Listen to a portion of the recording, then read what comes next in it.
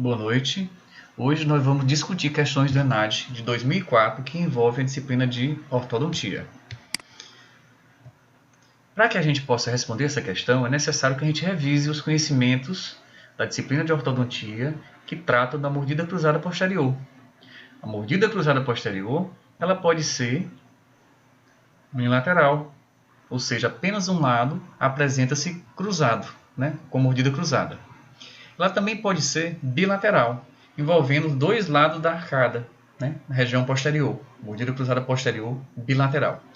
Ela pode também apresentar-se de forma menos frequente uma mordida chamada de mordida cruzada posterior vestibular, onde os dentes posteriores superiores encaixam totalmente por vestibular em relação aos inferiores e não apresentam contato oclusal. Ou seja, eles encaixam totalmente vestibularizados em relação ao inferior. Isso tem um nome, mordida cruzada posterior vestibular. Alguns pacientes podem apresentar uma mordida cruzada posterior bilateral associada à mordida cruzada anterior. Ou seja, tanto a região posterior quanto a anterior da arcada está cruzada. Isso tem um nome, mordida cruzada total. Quanto à sua origem, a mordida cruzada ela pode ter um envolvimento esquelético. Por isso, ela é classificada ou chamada de mordida cruzada posterior esquelética e, através dessa imagem, podemos observar que a maxila apresenta-se incompatível em largura, ou seja, transversalmente é mais estreita do que a mandíbula. Ou seja, existe um envolvimento esquelético que está causando ou resultando uma mordida cruzada que está aparecendo na oclusão nos dentes do paciente, mas o envolvimento é esquelético. A base óssea da maxila é estreita em relação à largura da mandíbula. Por isso, essa mordida cruzada posterior de origem esquelética é chamada de mordida cruzada posterior esquelética. Já quando o paciente tem bases ósseas compatíveis em largura, ou seja, a largura maxilar é compatível com a largura da mandíbula, isso denota que não tem envolvimento esquelético. E se o paciente apresenta mordida cruzada, a origem é dentária.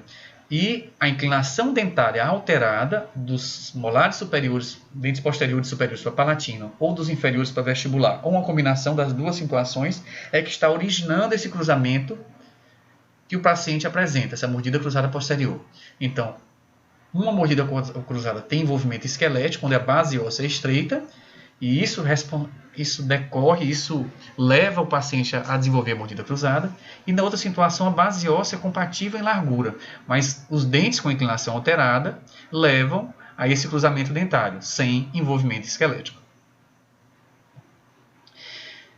Se o paciente apresenta uma mordida cruzada posterior de origem dentária, o seu tratamento seria corrigir a inclinação dentária. Ou seja, os dentes que estão em inclinação alterada, você corrige essas inclinações e aí você consegue o descruzamento da mordida, sem envolvimento esquelético.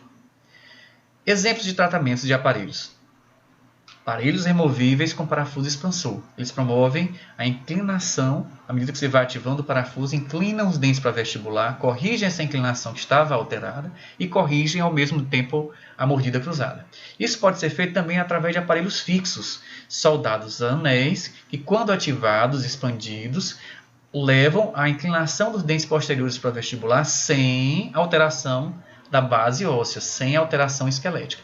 Esse aparelho tem o nome de arco em W, e esse seria um quadrihélice.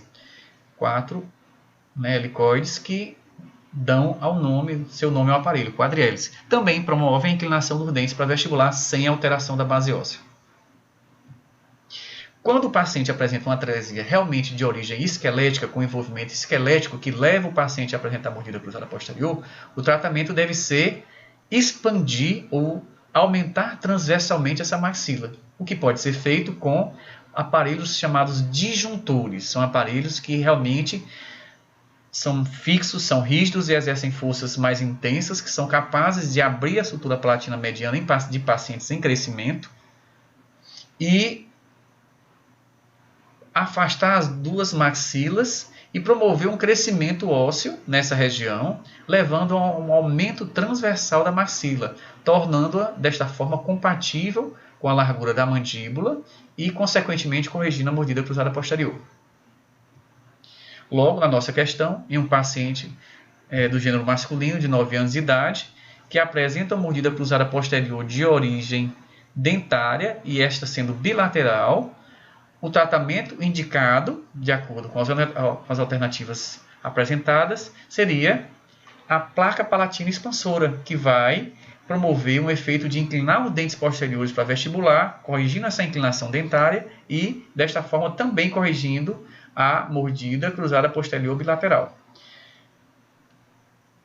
Então é isso, boa noite e até a próxima.